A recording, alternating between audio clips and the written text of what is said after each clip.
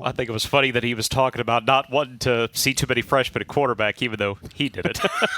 Well, that's why he doesn't. Because what was it? He was a redshirt freshman at the time, technically. Yeah, he got 5 years because in '82 it was still a club program, so he could come back for that extra year. And well, Roger says he was here for 7-8 years or whatever. Yeah, he got 8 years for 8 on his jersey. I never knew that story. I've seen it, knew he was retired, but I never knew why he got number 8. Yeah, That always fascinates me about jersey numbers. I never knew that either. There was a couple of things that we talked to Tracy about that I never thought, and it's a lot of times we talk about it, some of the things that you find out are questions you never ask. And so it's always really interesting to me to talk to the people that have been here for as long as Tracy has. He was here at the beginning. He was there the first practice that Georgia Southern had. And considering what Georgia Southern just lost at quarterback, a 4-year starter, a full 4-year starter in Shai Werts. Now, Eagle football's been around for 40 years. You could think about guys that have done that, started for 4 years. Kevin Ellison's in that category, but he was splitting time for much of the last 3 seasons with Fabian Upshaw, who's now back. You go to the mid-'90s, Kenny Robinson. But he got hurt in 2 of those 4 seasons. He started for 4 years, but he was hurt pretty significantly twice, including his senior season. You keep going back, and it's Raymond Gross before that, but even he didn't get to take over the full reins until the 7th game of '87. And even with Tracy, even though he got the 4 years of '83 through '86, when he was here in '82, he didn't get his first start until about midway through that campaign. So what Shai Werts just pulled off to start his first game against Auburn in '17, interrupted a couple of times because he was banged up, but for the most part, he was the guy for 4 straight seasons. Last guy to do that here was Tracy Ham. That's crazy. And we're going to talk about a lot of different people throughout this quarterback session over the next few minutes, but you look at a guy like Cam Ransom, and I think Frank put it out on after the first day of practice, just a picture of him and what a physical specimen he is. But he's got an opportunity with Justin Tomlin not being available for the first 2 games. Coach Lunsford addressed that in the preseason media conference, that he will not be available for the first 2 games because of academics. And we're going to come back to that because there's 2 things that I want to make sure that are abundantly clear that have kind of been taken out of context a little bit. But Cam Ransom, if he starts against Gardner-Webb, and correct me if I'm wrong, he would be the first true freshman to start the opening game. Yeah. There's been some redshirt freshmen. Right, there's been some redshirt freshmen. That redshirt year is a pretty important year, no especially doubt. when you're talking about quarterbacks. No but doubt. to be a true freshman, it's going to be between him and Sam Kenderson. Yeah. Quincy Botter is the other quarterback that's here actively. But the odds are that a freshman is going to take the first snap against Gardner-Webb. If it's a true freshman, it's never happened here. That's incredible. He looks like he's a senior. Just to look at him physically, 6'3", 215, 220, depending on who's the one tipping the scale. We had seen him from up here, just overlooking and seeing some of the preseason workouts, and you can tell who's a big dude, who's a big guy. Until I was standing right beside the creek when they ran across the bridge for the first time on, Friday? Yeah. I was like, good night. He is a large human. Somebody that physically was there about midway through high school, someone that the first couple of days watching him, now granted, they don't go full pads until Thursday. Right. They're going to get tomorrow off because, by the way, school starts.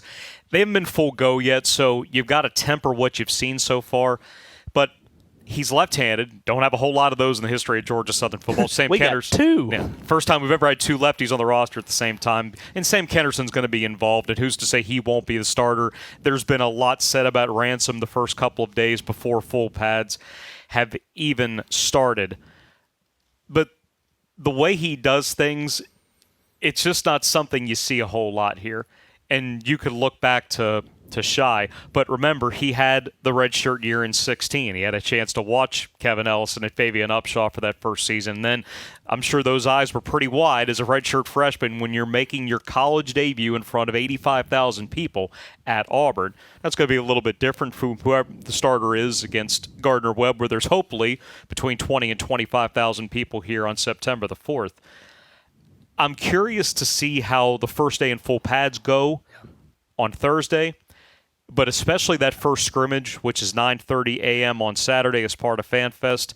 That's going to be that initial way of what do you really have? Yeah. And that's not just at quarterback. I know that's our position today, but what does this team really have? Because right now we're watching a lot of routes on air, a little bit of contact, but erring on the side of caution, a little bit of COVID you're still concerned about. Now, guys that aren't vaccinated still have to get tested, so there's still protocols that are in place, even though there are a number of guys that are vaccinated, and coaches talked a little bit about that before.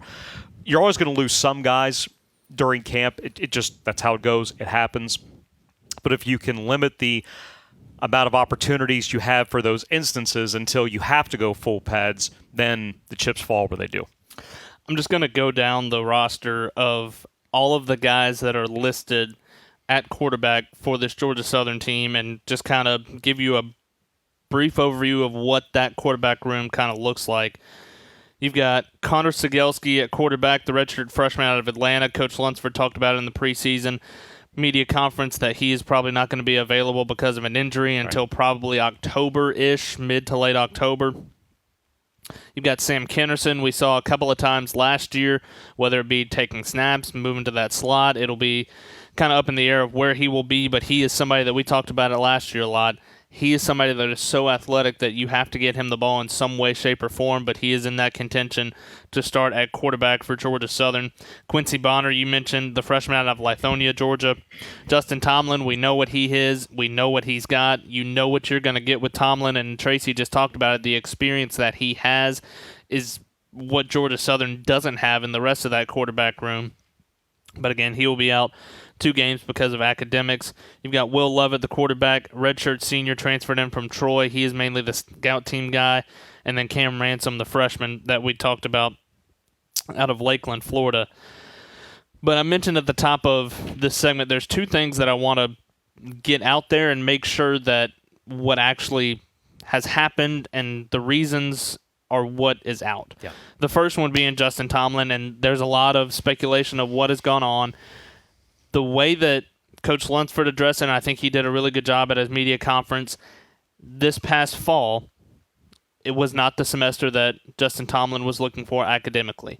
But Justin Tomlin has worked his butt off in the spring and in the summer to get it back and the reason that it hasn't come out until now, because it could have been a lot worse. He could have been out for the season. He could have been suspended indefinitely. But he did the work he had to do to get back on the field for this team, and it is only a 2-game suspension. And the availability that he was part of just a couple of days ago here at Paulson Stadium, all the media talked with all of the quarterbacks. He was very upfront about that. I think Nathan Dominitz of the Savannah Morning News asked about what limited him academically. He said he had dropped below the 2.0 that was necessary to stay eligible. And it was probably known that he was going to be unavailable for at least part of the upcoming season. He was going to go into the year probably as the guy that was the starter, but also knowing that he was going to miss time.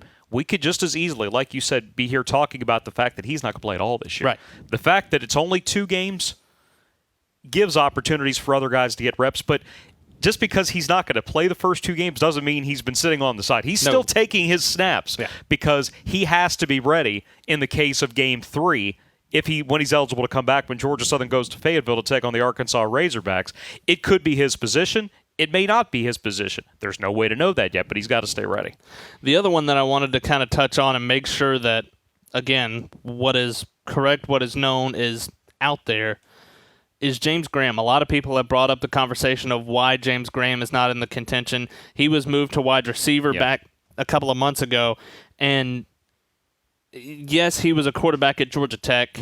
Coming from the ACC down to Georgia Southern, you would think that he would be in contention for the quarterback battle. But Coach Lunsford, again, talked about it in the preseason media conference that he had some issues in the spring. He wasn't able to take full reps at quarterback in the spring, so he's coming in almost as a true freshman to this offense, and you can say, well, he's coming from Georgia Tech. Georgia Tech's not an option team anymore. Ever since Coach Collins took over, they abracadabra, here's tight ends. And that's not an option team. Here's bench pressing during pregame. Right. We saw that at Clemson. Yeah, there's a lot of cups and a lot of, all kinds of stuff up there. 404. But that's not a... Above the line. Yeah. Anyway. That's a whole nother podcast. Yeah. But that is not a Paul Johnson team that you're coming from option principles. And so it's a completely different offense that you had to learn at Georgia Tech than if you here at Georgia Southern. And yes, Georgia Southern trying to throw a little bit more under Doug Bruce. We've heard it ever since Doug got to Statesboro again.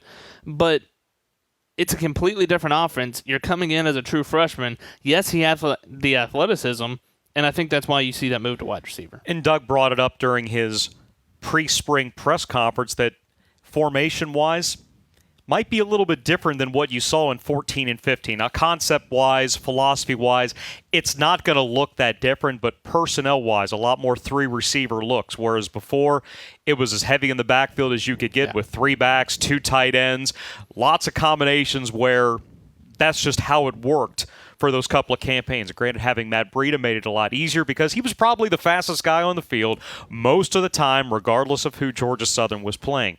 But if the Eagles are going to go more 3 wide this year, that's a position that lost 4 of its top 7 pass catchers. We'll get to receivers a little bit deeper on in our previews in the couple weeks we have before the season. But 4 of the top 7 pass catchers from last year are gone. Yeah.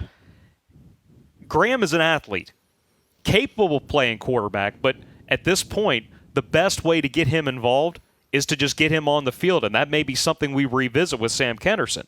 I still think Kenderson is going to have his chances at quarterback. Yeah. He still could be the starter. Cam Ransom could be the starter against Gardner-Webb. Quincy Botter could be the starter against Gardner-Webb. Amari Jones could be the starter at quarterback when we play Gardner-Webb on September the 4th. That is a distinct possibility. And that's something that we were going to touch on in just a second, but just because James Graham on this roster card is listed as a wide receiver, Coach Lunsford talked about in the preseason media, that's not to say at some point he won't take snaps. Yeah. So it's not to say that, oh, he's a wide receiver now, he will never take another snap, he won't do it. No, sir, you're not taking a snap. That's not. It's whatever is best for the team at that time. Whether it's James Graham moves back to quarterback, is it a possibility? Sure. Could be. And you talk about Amari Jones, the transfer in from Tulane. He's listed as a running back. When you see him out here at practice, he's wearing a white jersey instead of the gold quarterback jersey, but he's taken a good number of reps at quarterback. And so being able to have that flexibility, have that versatility, I think it's something that is really impressive for Georgia Southern and something that you haven't necessarily had of a lot of different looks for Georgia Southern. And yes, you could say when you had Kennedy running the Wild Eagle, you had it a little bit, but when Kennedy came in, you pretty well knew that it was going to be a run. Amari Jones can sling it. Played quarterback in high school in Frisco, Texas. He was a really good one his first couple of years before he had that gruesome foot and ankle injury during his junior season. In fact, today at practice, he threw a gorgeous deep ball to J.J. McAfee, the Georgia military transfer, over-the-shoulder catch, about a 50-yard touchdown during team period. So if you happen to see him at any point this season taking a snap, it isn't as if he's just looking to curl inside of a tackle or run a sweep somewhere to pick up a first down. He is capable of throwing the football. So when he's in, I don't want to restrict him as just being a running back, a wideout, a quarterback, a return man. He's a true athlete in the number of ways that you can use him. And Caleb Hood could be in that category as well. He's taken Wild Eagle snaps. He took a couple last year. If this offense, you need options. You got to have options, and Georgia Southern does. And I think that's one of the biggest things that you see. Yes, it's a really spirited competition at quarterback for Georgia Southern, especially with Justin Tomlin, again, not being available the first 2 games, of who is going to take that opening snap. But that's not to say who takes the opening snap is not going to be taking the last snap of the game and isn't going to be taking snaps 3 weeks later. It rarely is. And so, especially in this kind of offense, you've got to have different options like you talked about. And I think there have been times where maybe the number 2 guy was just as good as the number 1 guy. You think about when Kevin Ellison and Jerick McKinnon were splitting time towards the tail end of that season. You talk about Fabian Upshaw, Kevin Ellison. But I don't know that I've had a season, especially since I've been here, where the 3 the 4, the 5 options could be starting at other Sun Belt Conference schools. The way that Scott Sloan terms it is, how do you arrange the deck chairs? You've got 5 pretty good deck chairs if you're talking Georgia Southern quarterback. No, look, I'm not going to say that you could give it to any of them and it's going to be a 13-0, 14-0 season, depending on how many games Georgia Southern gets in, because you could still lose games with COVID this year. I sincerely hope that does not happen, but it is still a possibility regarding vaccinations and protocols and all that and a number of other different factors. But despite there not being a ton of game experience, because we've brought this up with Tomlin before, he's been here since 2018, so this is going to be his 4th year in the program. He still only started 4 games. And realistically, he has only played 3 full games. 2 of those were in 2019. He played 8 games last year. He had 1 full game. That was FAU, where he took every snap. Outside of that, spot duty here, spot duty there. Shai lost a helmet. Get him in there for passing and on 4th downs or late in the 4th quarter when Shai's shoulder was flaring up. So it's not as if he has all of this stocked experience that he can go on. Very capable. From what we've seen so far from Cam Ransom. Now, we need to see full pads to get a better idea when the lights go on and when it gets real. More than capable, though, from what we've seen so far. Yeah. He's got great tape, by the way, from high school. If you want to get fired up about Georgia Southern quarterbacks, go watch Cam Ransom's tape. Sam Kenderson's got game-breaking ability. Quincy Botter has experience in this offense, having transferred from RB West Point Prep. The quarterback situation is in better hands considering the depth that exists. You just need to see how it translates at least those first 2 games while Tomlin has to sit, and then wherever it goes from there is where it goes from there. Whenever somebody asks me about quarterback depth, the thing I keep going back to is 2014. I think it was 2014. Yeah, I know where you're going. Isaiah Ute. I will never forget that man's name as long as I live. And everybody that was in this stadium that November evening against ULM, we're not going to forget him either. He scores a touchdown, and I got to stay in the camera, down in that corner near side. That was one of the best moments that I've experienced here at Georgia Southern because this place went bonkers. When you combine that with what Matt Dobson did in that corner on the second to last play of the game, keeping ULM from scoring what would have been the game-tying touchdown with a PAT to possibly win it. Next pass is incomplete. Field gets rushed. 8-0 Sun Belt record in year 1 Sun Belt Conference Championship. And the thing that makes that all that more special, Isaiah Ute was the 3rd-string quarterback at that point. His story. And that's one that you can make a 30-30 about. The Eagle diehards know that. He was the number 1 for a couple of games back in 2012, got hurt, kind of disappeared, and then you wondered, okay, where's Izzy? Well, Ellison goes down. Fabian goes down. He still could run, and he kept it up that sideline. Oh, yes, he did. And everybody went nuts. Look, Glenn brings up a good point. And then Dr. Brooks Keel yells, Eagle Nation. I wish I could have been here that night to see it. Awesome. But I've watched that game a couple of times, and I've watched that play a couple of times. I've heard Chris's call a couple of times, and it was not necessarily the surprise because he was capable of always doing that, but to do it in that moment despite barely having a snap for 3 years and then being able to come through in that situation, one of the top moments since Georgia Southern moved up. That was a really fun day. A really fun day. But that is our synopsis of what Georgia Southern quarterbacks look like in the span of, 15 minutes or so.